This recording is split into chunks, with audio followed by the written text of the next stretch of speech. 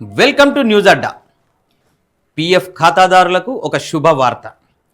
PF ఖాతాలోని సొమ్ము ఉద్యోగులదే కాబట్టి ఎటువంటి కారణం చూపకుండా 75% వరకు పిఎఫ్ ఖాతాలోని సొమ్ము ఉపసంహరించుకోవచ్చు. వచ్చే ఏడాది మార్చిలోగా కేంద్రం ఏటీఎం, యూపీఐ ద్వారా పిఎఫ్ ఉపసంహరణ సదుపాయాన్ని అందుబాటులోకి తేనుంది.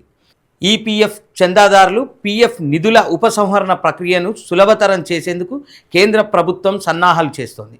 ఇందులో భాగంగా ఏటీఎం, యూపీఐ ఉపసంహరణ సదుపాయం తీసుకొస్తామని గతంలోనే ప్రకటించింది.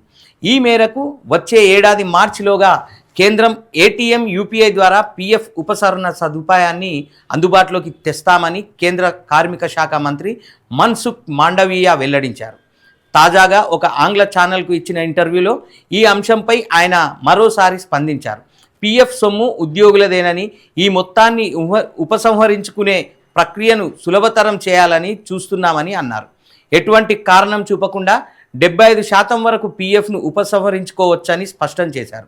ఏటీఎం ద్వారా పిఎఫ్ ఉపసంహరణకు సంబంధించిన ప్రక్రియ కొనసాగుతోందని అన్నారు. 2026 మార్చిలోపు అందుబాటులోకి వస్తుందని తెలిపారు.